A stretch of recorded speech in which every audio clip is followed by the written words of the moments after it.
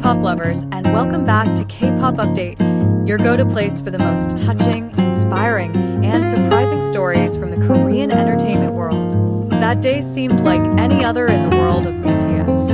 ARMYs were still busy discussing Instagram posts, reminiscing about old moments, and rewatching nostalgic clips of Taehyung and Jungkook, known affectionately as Taekook. But everything changed with a single unexpected sentence from Jungkook caught in a behind-the-scenes recording. It seemed like nothing at first. Jungkook was casually sitting in a corner of HYBE's practice room, chatting with staff, unaware, or perhaps fully aware, that his mic was still on.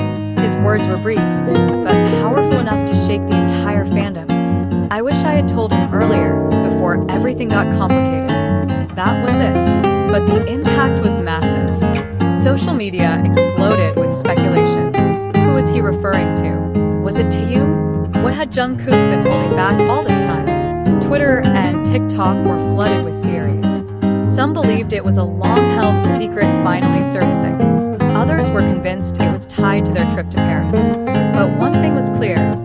ARMYs were shaken to the core. The relationship between Jungkook and Taehyung has always been a beautiful mystery.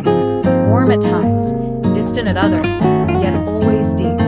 From sharing a dorm during their trainee days to those silent glances exchanged on stage, their bond has gone through countless phases: laughter, silence, and unspoken words. One moment fans often revisit is from their filming days in New Zealand for a reality show. At that time, their relationship seemed strained.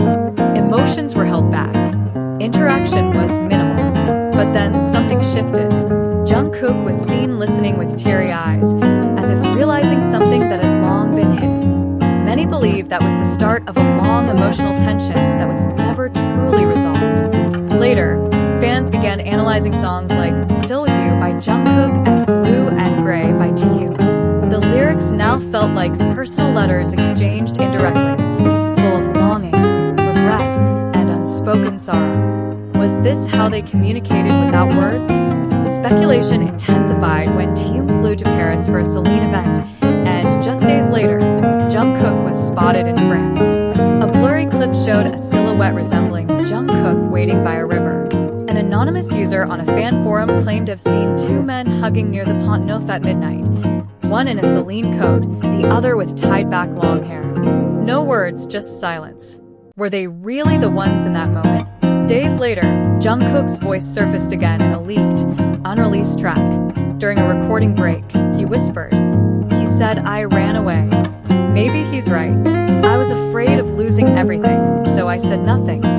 His voice was heavy, trembling, full of raw pain. This wasn't about a simple misunderstanding. This was about fear, wounds, and maybe love, platonic, or something more. Taehyung, known for his poetic honesty, often shared cryptic posts on Weverse about time, trust, and forgiveness. Could these be his silent replies to Jungkook's silence? During BTS's partially recorded 12th anniversary dinner, there was a brief but intense moment. Jungkook and Taehyung sat next to each other, barely exchanging words. Jungkook suddenly raised his glass and murmured something about what could have been.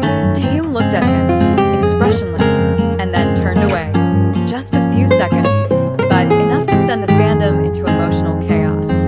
Fans analyzed the glance, slowed down the audio, and interpreted every micro-expression. A few days later, Jungkook appeared in a late-night live stream. His face looked tired, his voice soft. He didn't mention any names, but his words touched many. Sometimes we hurt people, not because we want to, but because we're afraid. And that guilt stays with us forever. At the same time, Taehyung uploaded a photo of the moon with a caption, "Forgiveness is a quiet place." Coincidence?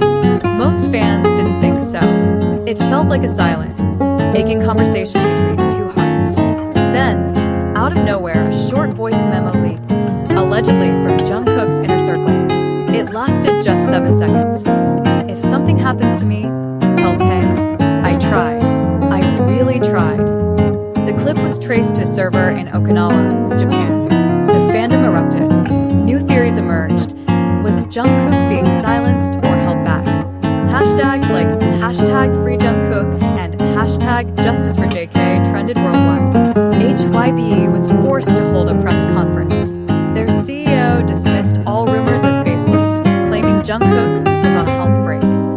fans weren't convinced. During the broadcast, a silhouette appeared behind a frosted panel, long hair, arms crossed. Was it Jungkook? Things escalated. HYBE stock dropped, international media picked up the story, and global fans united. Petitions were signed, voices were raised for freedom of expression, and even Interpol was tagged in posts. On Twitter Spaces, fans exposed the company's alleged history of media control, artist exploitation, and narrative manipulation. Some even tracked flights to Okinawa, identifying a private jet that landed shortly before Jungkook was last seen in public.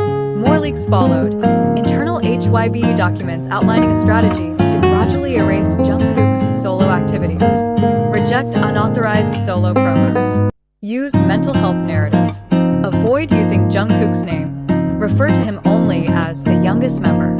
Fans called it a ghosting strategy, erasing him without actually removing him. Meanwhile, Taehyung vanished again. No posts, no comments, silence. But in that stillness, one sentence continued to echo, the soft words that started it all. I wish I had told him earlier.